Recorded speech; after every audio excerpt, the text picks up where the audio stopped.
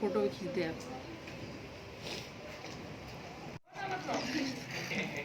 आज है गोवर्धन पूजा और मम्मी बना रही है कढ़ी, सारी वेजिटेबल डाल के चूल्हे के ऊपर।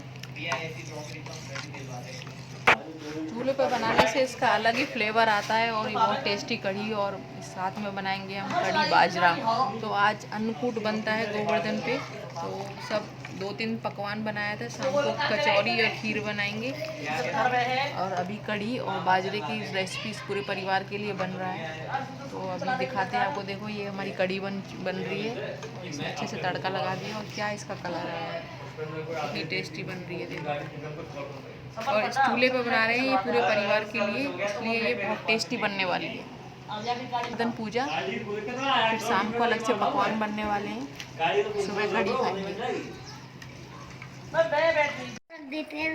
सो गाइस हमारी गोवर्धन रेडी हो गए हैं और हम इसकी बाद में पूजा करेंगे। और ये शौर्य और हिमांशी और ये सिकंदर और नीरा वहाँ है और ताई जी ने मिलकर शाम को सभी ने मिलकर गोवर्धन की पूजा करी।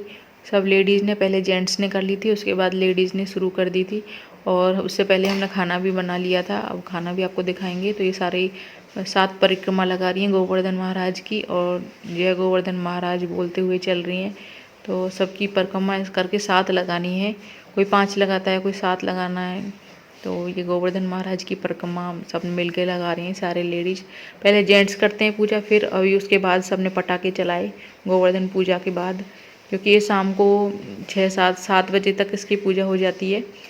अंधेरा, ज़्यादा अंधेरा भी नहीं होता है और ज़्यादा दिन भी नहीं होता, बीच के समय में इसकी पूजा हो जाती है गोवर्धन महाराज की। और जयकारा लगाते हुए सबने पूजा करी, फिर पटाखे चलाए। उसके बाद सब बच्चों ने मिलकर तरह तरह के पटाखे, अनार, बम वगैरह चलाए। उसके बाद मम्मियों ने भी 1-2 चलाए। पटाखों से ने इतना शोर कर दिया था कि वहाँ से आना पड़ा। और गोवर्धन महाराज की किसी ने नाक में चलाए, किसी ने कान में चलाए। तो पटाखों की आवाज़ आ रही थी। तो शाम को घर आ गए। फिर हम घर आने के बाद फिर खीर बनाई और आलू की सब्ज़ी बनाई और ये मखाने डाल दिए हैं खीर में और ड्राई फ्रूट डाल के खीर बनाई थी, क्योंकि शाम को पकवान बनता है और सुबह कढ़ी और बाजरा बनता है अन्नकूट। शाम को कचौड़ी, खीर, पूड़ी, तो आलू की सब्ज़ी, खीर, पूड़ियाँ, कचौरी पूरी परिवार के लिए मिलके बनाई और सब ने फिर खूब इंजॉय किया, खाया पिया। फिर अगले दिन सुबह भाई दूज थी, तो भाई दूज की कहानी सब ने मिलकर सुनी। हम सब इकट्ठे बैठे हैं, पूजा कर रहे हैं और कहानी भी सुन रहे हैं भैया दूज वाले दिन। तो कहानी में थोड़ा टाइम तो लगता ही है, फिर कहानी सुनते सुनते उसके थोड़ा वक्त निकल गया, 10-15 मिनट। तो उसके बाद हम अपने भैयाओं के लिए जो भी हमने गोले नारियल निकाले थे, वो फिर मैं अपने घर जाऊंगी, मम्मी के घर, ये सब नारियल लेके। उसके बाद तुलसी में पूजा करिए सबने मिलके। भूमि, साक्षी और मेरी ननद की बेटी है और ये हमारी जेठानी की बहू है, ये बुलबुल है।